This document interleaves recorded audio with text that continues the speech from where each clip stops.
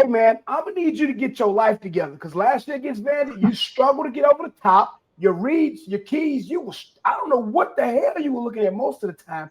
But an offense like this, do your job. You can't go into this game thinking this is going to be a game where you pad your stats because this ain't that.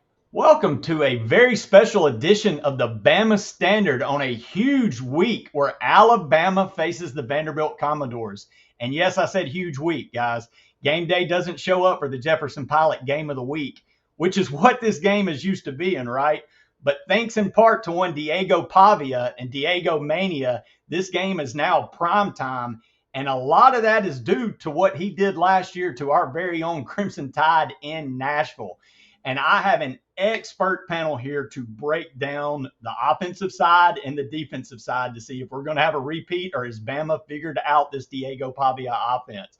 So let's buckle up and let's get going. I'm going to start with the man that is going to break down this Vanderbilt flex bomb ran by Diego. One and only Coach Al. How are you doing tonight, sir? Doing great, Daniel. Hey, look, happy to be a part of the show tonight, man. Well, we are happy to have you, and we are ready to do this. And right next to him, the man that's going to break down the back seven, responsible for keeping that defense out of that offense out of the end zone. Coach Karl, how are you doing tonight, sir? Doing very well, Daniel. Good to be here tonight, man. Can't wait to start talking about this Alabama defense versus Vandy offense, man. How y'all fellas doing, Coach Al, Marvin? Great, man. Great, man.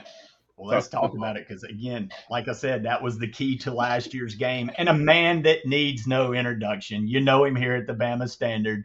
He's the man with the muscle, all SEC linebacker, C-High's very own Marvin Constant. How are you doing tonight, sir, without your voice? I'm doing fabulous, man. Listen, the voice is a byproduct of Alabama kicking ass Saturday, doing what we were supposed to do, showing up, getting off the bus, and actually being Alabama. Not forgetting because we took a plane and a bus ride who the hell we are, okay? We left Tuscaloosa as Alabama. We made it to Athens as Alabama, and we left Athens as Alabama because I don't know what we've been doing before this on the road, but I'm just happy to see we finally went somewhere as Alabama and came back as Alabama. There you go. And if you weren't paying attention, my man Marvin was a linebacker. He's going to talk about that front seven, and let's be real, that's what Vanderbilt had on its heels all night last year in Nashville.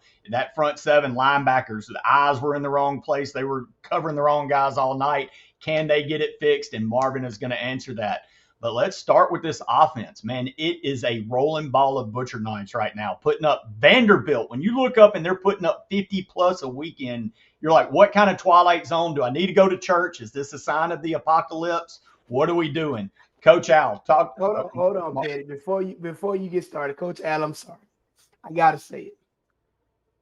My first start, to your point originally, was against Vandy my redshirt freshman year, and it was a JP game. Jefferson Pilot. 3 days, JP game of the week, baby. Dude, early JP games. If you played Vanderbilt and you were a big school and they were going to put it on TV, you bet you were playing at 11 o'clock on that. Early Jefferson Pilot game. Yeah, right. Have y'all ever been in the locker rooms at Vandy? No. I've been in the stadium. I've been to the stadium. I've been inside the locker room. The visitors' locker room. Yeah. No. I imagine if it's any indicative of the stadium at all, I imagine it's luxurious. No. So back when we played, I don't know if they've renovated it since then, but it was about half the size of a normal locker room. So while offense would be getting dressed, defense would be on the field, and then we would flip vice versa. But that's not the kicker. Why is that damn locker room painted hot pink? Mind games. No idea. Mind games. Yeah, that's what it used to be. That's a psychological thing, man. Psychological warfare. Get you unfocused. That's right. But like you It mentioned, didn't help. that game was on TV. You on 10 already, right? Already. The moment I got on the bus to leave Tuscaloosa, I was ready. Is that not common, though? I feel like there's a lot of visitor locker rooms that are pink, Marvin. Is that not? That is not common. Okay. I know Ole Miss does theirs Pepto-Bismol pink now, too. I hope they had the I don't know if AC that's on, a thing or. Well, Marvin, this game isn't on JP. it's on prime time. And like I said, a lot of that is in part to this offense. So I'm going to let Coach Al take the floor right now and break down this flex bone offense ran by Diego and why is it so daggum dangerous and hard to defend. Yeah, let's talk about that for a minute because, hey, when you look at these guys, man, they are a well-oiled machine. They truly understand what they're trying to do, and more importantly, who they're trying to mess with. Who are they attacking? Okay, they're gonna come in with a game plan. They're trying to find our weakest point, and they're gonna use distraction to do that. One of the things that's common to their offense is this: they're trying to reduce one side of the offense so they can out leverage you. Usually, in this kind of system, the guy who's the sniffer or the inline tight end, whatever, lots of times they'll arc people to try to out leverage you. What I mean by that is it's not a straight line block. They'll arc the guy and read the end guy, but arc and get to the next level so they can get containment. So a lot of times they're really trying to get outside. They're trying to leverage you outside. So to stop this offense, you really want to stop them laterally early on and force them, funnel them into your big guys. So what they try to do typically is use speed, motion, get your eyes going one way so that people, we're really trying to get somebody to take false steps.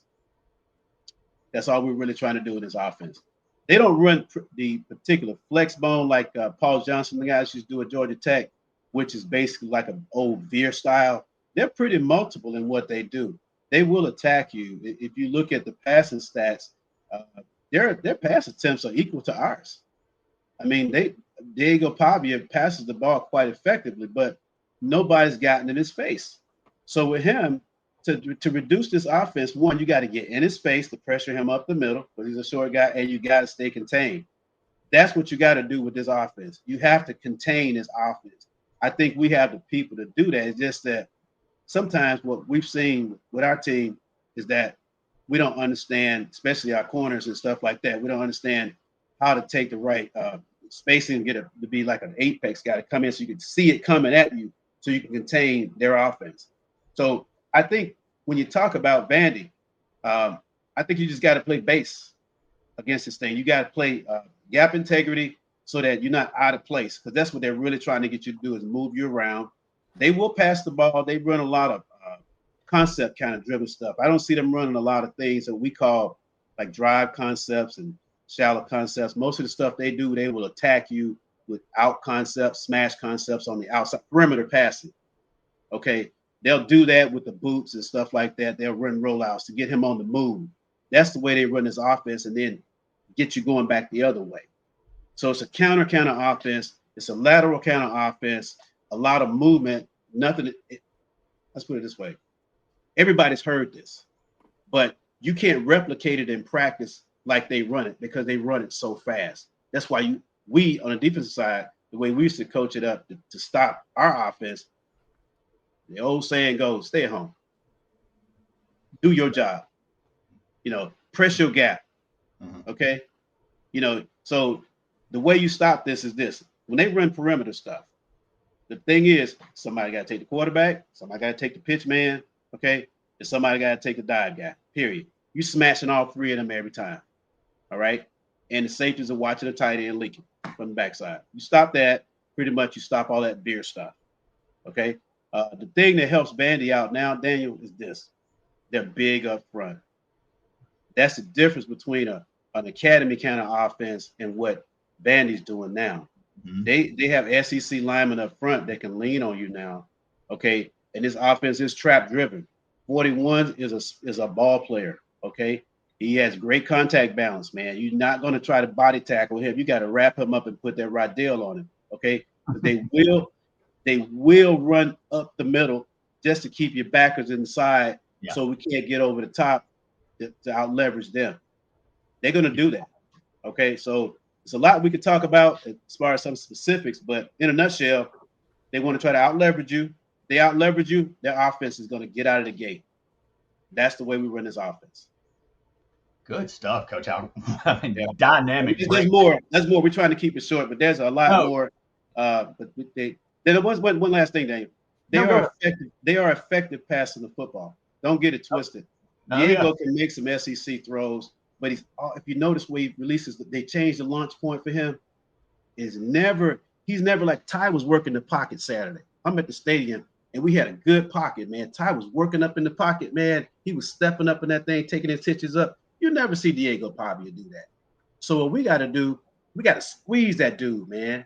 We got to squeeze him and force him to stay inside and look over those big guys. He'll throw a couple of picks at him.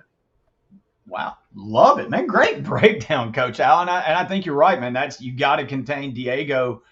And I think of why he's able to keep people on his heels is because of that run game, right? So when that run game's a rolling ball and your eyes are starting to have to focus on him and you're more worried about him because he's gashing you left and right, then that's when you get popped with the pass. And that's where I'm heading to you, Coach Karl. A lot was made about the front seven and specifically the linebackers' eyes being in bad places.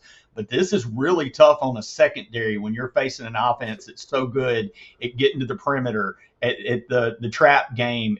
Just making you constantly have to keep your eyes focused, not only on your assignment, on the running game. So what kind of challenges does that present, and how does Alabama's secondary answer the bell, Coach Karl?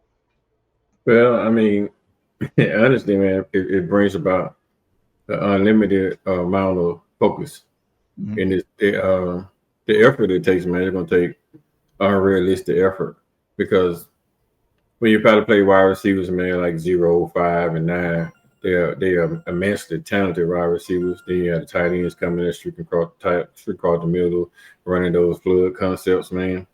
With Diego on the road, man, like Coach Al just said, they like to throw those boundary passes, intermediate to deep boundary passes on the side that he's rolling to. So at this point, man, defensive back got to keep their eye integrity. You got to play your man. First and foremost, play your man. If you're man-to-man on the outside, you're locked man-to-man on the outside. Let one of the top safeties worry about the quarterback coming down the field in the alley. But these corners will have to stay on their man. If they're running two wide receiver, 3 wide receiver, or 2-by-1s, they're running 1-by-1 with a tight end. Somebody had to pick up the tight end. Somebody should be locked on tight end. Somebody should be watching. I would play most of the man-to-man on the outside, not the visual cover management, just asking the man-to-man lock defense on the outside. You have one safety roaming the field, kind of like a rover. One safety, maybe Bray Hubbard coming out playing inside the box.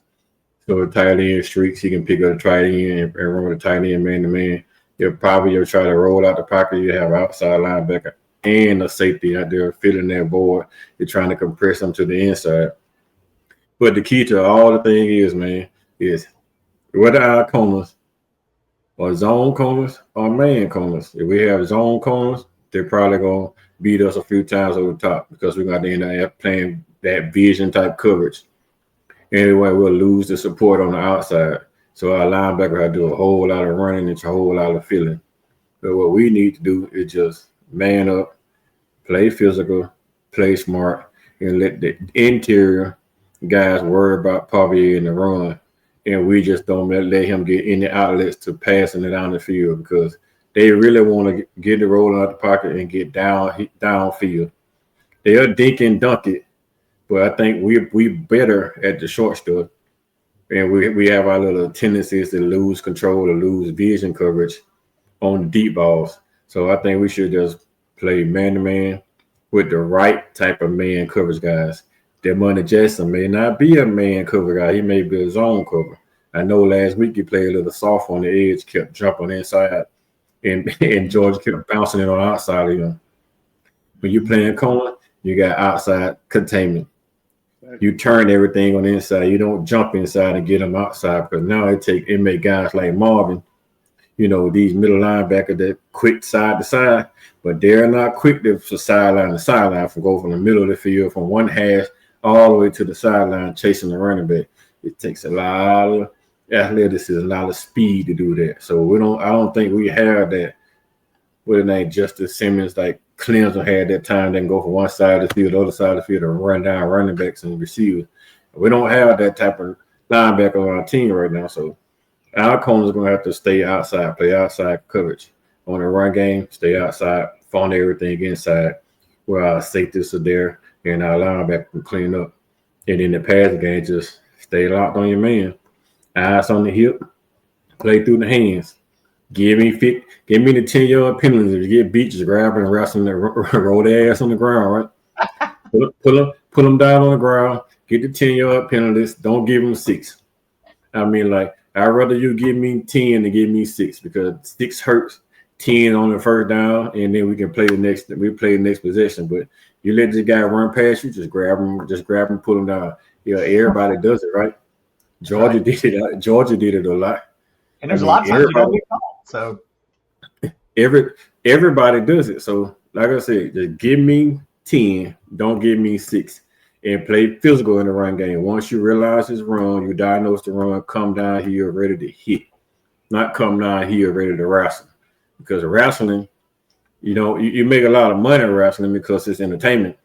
But in football, you try to arm tackle somebody, you're going to get your shoulder ripped off, and they still going to be running. These SEC running backs, even Diego Pavia, he built like a running back, right? Mm-hmm. So you can't arm tackle this guy. You're just going to come down here, play physical, get around those thighs, and then hold on for dear life. If you're not big enough, man enough to tackle him, hold on for dear life, let somebody come across the top and clean him up. There you have it. Coach Karl giving the recipe for what this secondary needs to do, how you got to get in place, how he would play this Vanderbilt offense, right? But the question is, how do these linebackers fix what was really wrong last year? Eyes in bad places, running all over. I mean, it looked like a 3-ring circus in that front 7 last year. Marvin, the floor is yours, good sir. How does the linebacking core fix the problems from last year? Well, I'm going to start with the defense as a whole. First and foremost, going into a game like this against Vandy, they want to get to the edge. You know what they want to do running the ball. So first and foremost, I'm coming in with a 3-4. That's what I'm coming in with. I'm running a lot of cover 1. I'm going to mix in some 0, and I'm going to mix in a whole lot of cover 3 because, again, you got to mix up those coverages. But I'm pretty much going to stay in that front for the most part because you can do so much out of that 3-4 front. You understand having that jack backer and that Sam backer walk down the line of scrimmage. Because what I'm not going to do is run any type of blitzes and pressures between my A and my B gaps. I just need my big dudes to eat up space. You're going to get I will give you a heavy dose of Mike and Sam blitzes on the edge or that jacking that wheel to the backside, some stunts and some crosses. But I want that end to hold his ground, to force it outside, and I expect my corners to force. And then I might even walk a safety down to force and play in the hole too, because you know what they want to do. That's why I say a cover 1, because that guy, if it's not a threat to run, then get over the top. Defend the deep ball. You got so many options out of a 3-4 cover 1. That's what I would come out in. And again, when I'm running my blitzes, I'm cover 3. I'm giving you this zone look because the last thing we want to do is be in a cover 1 or 0 in man-to-man, and we're blitzing and we don't get him. Now we got DBs running with their backs turned and quarterback picking up 15, 20, 30 yards a clip between the hashes. So you got to be smart about the coverage that you put on your blitz packages. But again, my focus would be on closing from B gap to the damn B gap. It would be like the Great Wall of China in there if I'm the defensive coordinator. I'm taking that away. If you're going to beat me, you're going to have to find a different way to beat me. Because, again, if you can take that away and you force them outside, if your corners, your outside backs, and your safety do what they're supposed to do, you can stop this. But the key to stopping it is one player and one player in particular, 0. Hey, man, I'm going to need you to get your life together because last year against Vandy, you struggled to get over the top. Your reads, your keys, I don't know what the hell you were looking at most of the time. But an offense like this, do your job. You can't go into this game thinking this is going to be a game where you pad your stat because this ain't that. If you got backside contained, that's where you better be because you don't know what's coming back. Exactly. If they got an H-back going in motion, if that's your guy, you better go with it. Because again, if you got that backside and you don't contain, I guarantee you, the first time they see it, they're going to put it in their notes. You're going to see that backside screen come at some point with no blocking or maybe 1 or 2 people, just enough to spring him because they realize that everybody fast flowing. So, hell, we can hit you on the backside screen when they're blocking it. Well, yeah, you have to do your job, be where you're supposed to be. No ifs, ands, or buts about it. If you lead this game with two tackles, so damn be it. You want win. That's the main goal here, not padding stats. Right. Hey, Marvin, you on to something, bro. I'm gonna tell you something. To stop this veer type of offense, man. If they playing veer, you stop the midline. So what we hate to do, we hate to see an odd man front. We'll stack a nose right on top of it. We get right on top of them tackles and stack right on. Why would you laughing at, man? Because you know what I'm talking about. That's what they don't want. That's why I would come out in it. That's what they call 40. That's a 40 defense, 0 and 2 4s. I used to hate seeing that. Okay, because we couldn't veer you. We couldn't even get into a G scheme. We couldn't even get because we killed it. So odd man front. We'll walk those outside backers up to a 5 strong side. Now we got a 4-man front. We can look at a 5-man front. You're in a 5-2.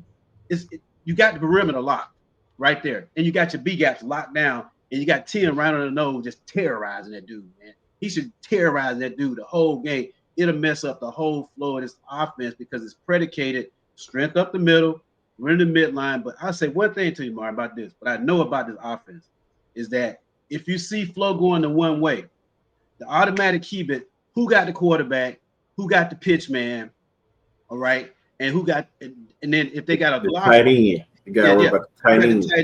It's automatic. If they go flow that way, you ain't got to really overcoach it, man. You should see it. In fact, the corners should not be up in man press anyway, so they can see it come. You see what I'm saying? And that way, when it's coming, everybody's firing. The safety's coming down. You're locking all that crap down, man. You got single high safety. He's a center fielder. So you're right, Marvin, 100%. Well, yeah, I was saying. You know, go ahead. The reason why I would prefer to be the 3-4 because again, you got your 2 inside backers, so you got your back and your quarterback. So if that flow goes away, you know you're responsible for that backside A gap. You gotta get it. Flow comes to you, you know you got to get over the top. You know what your responsibilities are. You know you have that safety who you can walk down as your force player, who you can also banjo off that tight end if he's releasing with your inside backer, whether it's a micro wheel, depending upon if it's 2 tight ends or 1 tight end. So the matchups are in your favor as a defense if you take this approach. Now, if our defensive coordinator is smart enough to take this approach, is the better question. Hold that question. Hold that thought, Marvin. We're gonna get to that. We're gonna get to that, Coach Karl. You were about to. But I was saying the same thing Marvin just said. I was gonna say man coverage, but not press man. Because I don't know we got press man cover guys. You play man, but you can't press it. The cover 1 is a great defense for this scheme. Cover 3 is you get them in 3rd down and 6, 3rd and 7. Then you roll over cover 3.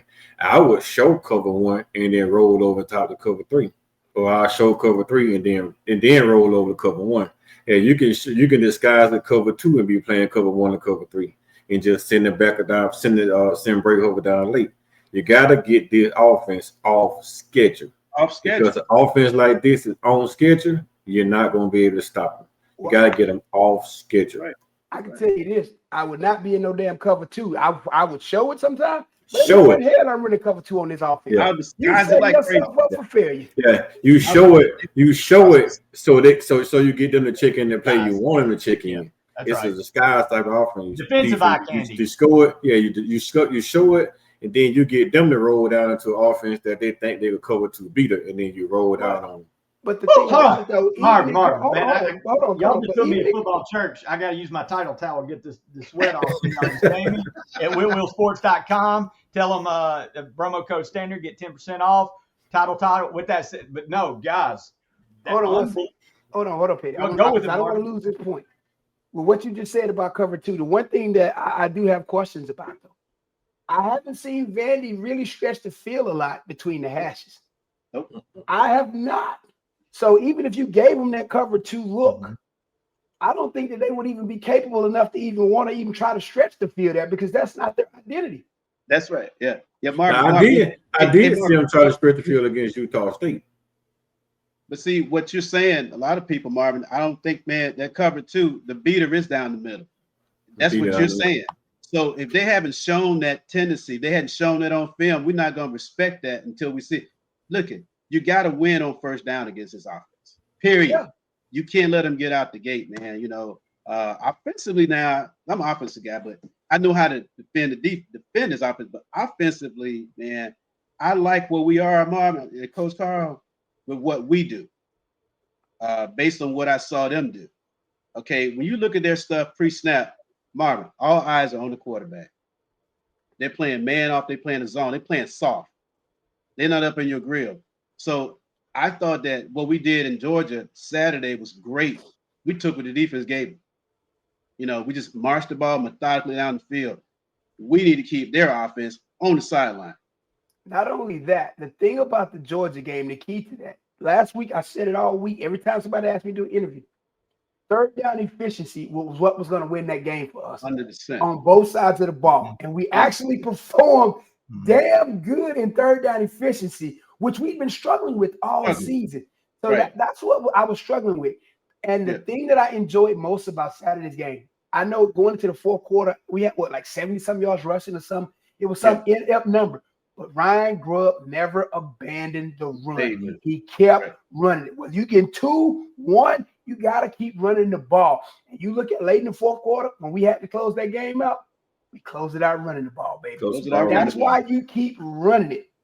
Right. Well, in the run game is so different. We got to change our mindset on what football is, right? The run game isn't, well, we run to open up the pass. The run game's now a tool that's used when needed. You keep going at it because when you need that 3 yards or when you get that bootleg at the end of the game for the 5 or 6, it's there, right? But it's not the same run game in these offenses that Ryan Grubb uses that people are used to seeing.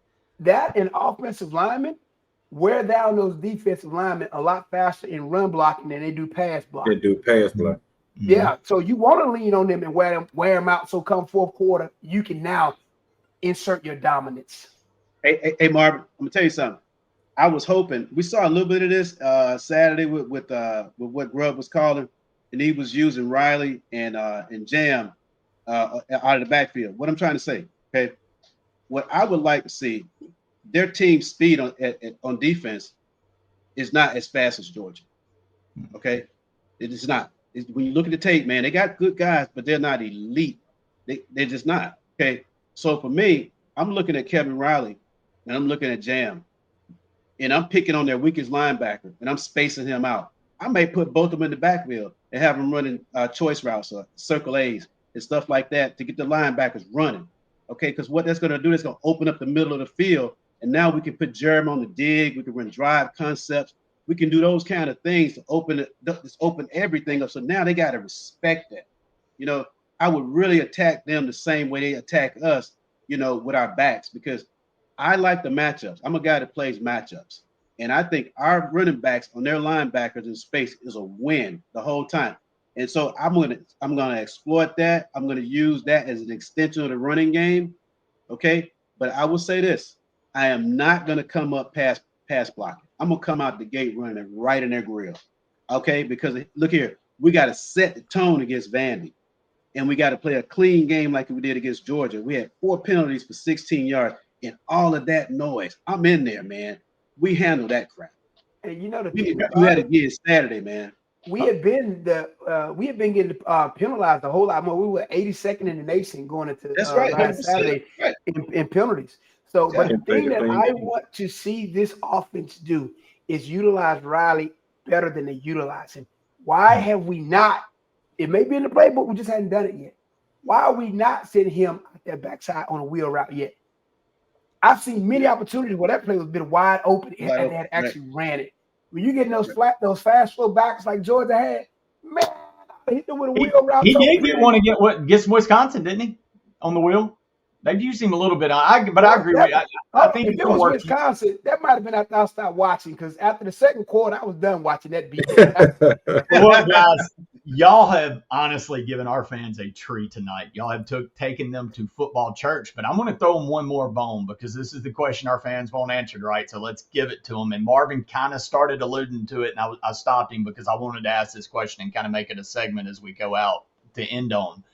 Marvin, you talked about, y'all gave the recipe, what needs to be done, how this needs to be defended. Coach Al, you brilliantly broke down how this offense is going to look, what it's going to look like.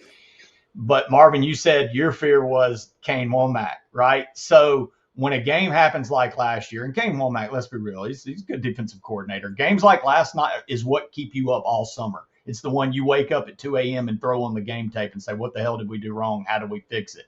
So Marvin, all you guys, Coach Al, Coach Karl, I want y'all all chime in. How confident are y'all that Alabama has fixed the problems from last year and we won't see a repeat Saturday night? Well, I guess we're going to see Saturday night, but I'll say this. Against Georgia, we played a lot more base defense. We just lined up and let our damn players play football. We just let the 5 stars and 4 stars be who they are. We stopped trying to be cute, putting tutus on Twinkies, and we let football play damn football. That's what we here for. And it worked out. Man, let the guy who's a 5-star be a 5-star, but I don't know cute crap. So I'm hopeful that we'll keep that same energy going into this Vandy game. But again, I'm not a fan of that front against Vandy. So I'm really hoping that we see some type of 5-2 or 3-4, something that we can get that our front to do what we need to do to clog up that middle and contain those edges. But again, last week, like we took some steps. We go see if we continue to take steps. Yeah, I'm with you, Marvin. I think we did take some strides. Looking at some of that tape last week, man, last year, we had guys. I was looking at some of this stuff, man, and Vandy picked up on it real quick. He started stunting his lines to start spiking to Marvin, and they picked up on that. Okay, what I mean by spiking is he's taking his 4 interior linemen and diverging them outwards to try to create a leverage. That's not the way you defend this offense. That's the complete damn opposite of what you should be doing. That's not the way you do it. Right. So I think we're gonna see a little bit different. I'm with you, Marvin. Look here, man. Let these guys get up there and run through these guys' face masks. Come on, let's just get them. We simplified the defense last week against Georgia. Okay, and let our guys just get downhill. We played gap sound. We had a couple of busts. Bray Hubbard busted that coverage with 33. He was out of his position. He was there, and then he over his eyes betrayed him. And then left the gap wide open. All he had to do was just to stay at home. As soon as the guy showed, just come downhill and hit it and put the screws on it, man. I mean, anyway, I can go on. You're philosophical. You can wax poetic for a while. You know what I would love to see him do Saturday? Line up Tim Keenan over the center. The center. Right. Yeah. Put LT Overton at a shade on one guard. Smith at a shade on the other guard. Smith gonna be done for the first half. Yeah, because of the targeting. The targeting. He's out. Yeah. So you have to put Ezra Hill right there. Well, we can put a Hill right there. Put him in shade on that guard and just make them collapse, man. And have my outside backers collapsing and filling, and have my 2 inside backers just free flowing. That's it. Safety's collapsing on the edge. Your corners filling that perimeter with that one free safety walking down, playing in that box as your 8th defender, and call it a damn day. That's right. Yeah. Coach Carl, you nodding. You got some final thoughts on that? I was gonna say, man, that's perfect. That's exactly what Marvin said. That's exactly what I would have said. I would have me 2 shades in the nose, and then I make them funnel that sucker to my linebackers, my outside linebackers, and my safeties. And if you come outside to my safety, especially I put Bray Hubbard on the wide side on the field side. A lot of folks don't understand that's the side with more grass on it.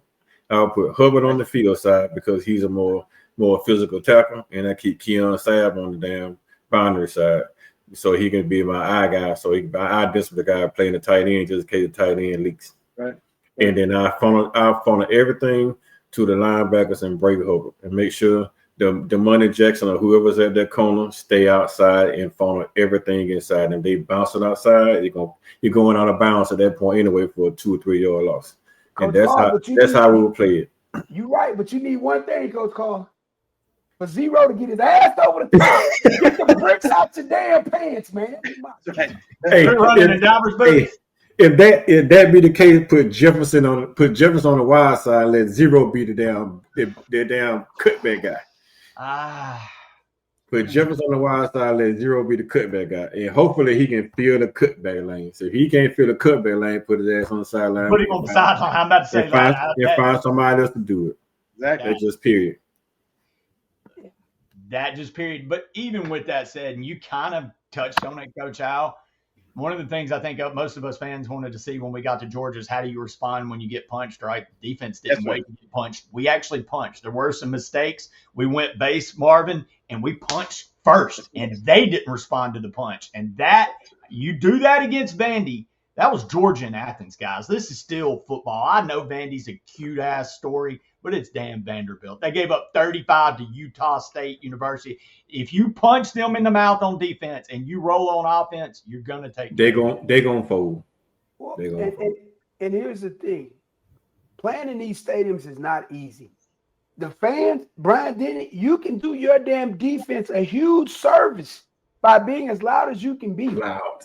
Because it's so difficult to make them checks and adjustments on that field.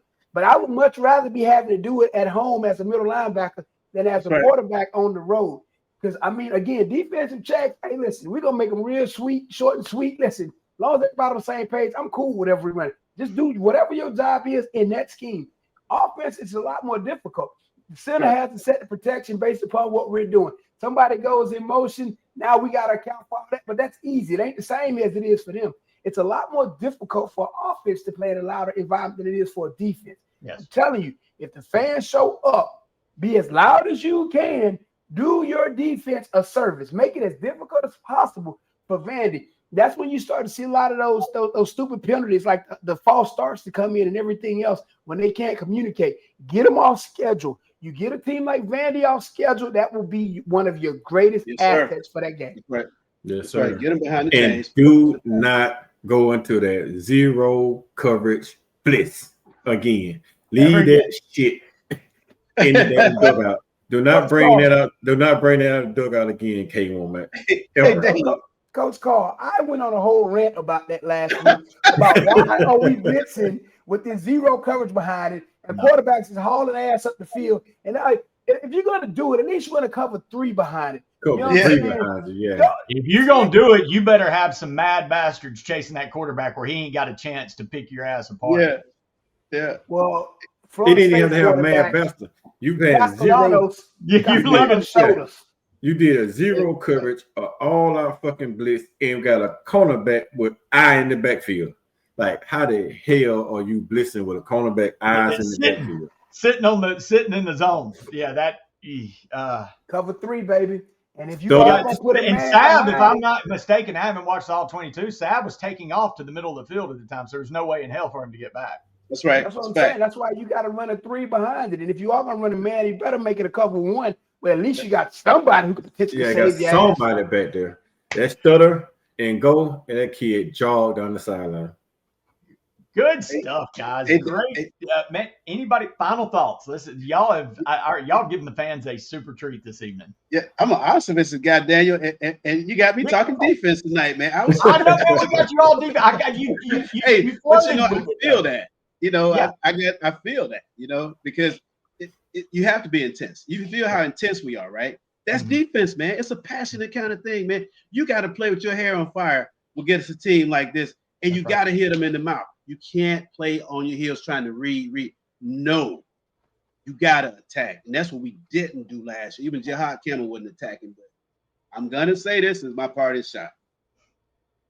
Ty Simpson, because I'm an offensive guy, I'll take some liberty, is going to have a huge game on Saturday because he's playing at an elite level right now. And I'm going to tell you why I say that. He demonstrated complete control of our offense Saturday night in a tough environment. That was extremely tough. We had 1 false start the whole game. He kept us in the right stuff. He in the beginning of the game, he used all his timeouts to make sure we were in the right stuff to keep the momentum going. I love that dude. We're a lethal team. They don't have enough ammunition in the gun and the bullets to defend our offense. I think we win big Saturday. I agree with you. And I say Justin Hill have a big game solidifying that end. I'm talking offense. Solidifying that end for us. And play Ruth's all spot. Yeah, Coach, Al, to give that offense love, Ty Simpson, the question was going in. All right, he had done the 17 for 17. It was Lyle Monroe. Well, you play step up in competition and look good against Wisconsin. But now as an Alabama quarterback, can you go get that Daniel Moore and win in a big game, big moment? He was a field general. He was leading the whole team down to the special teams.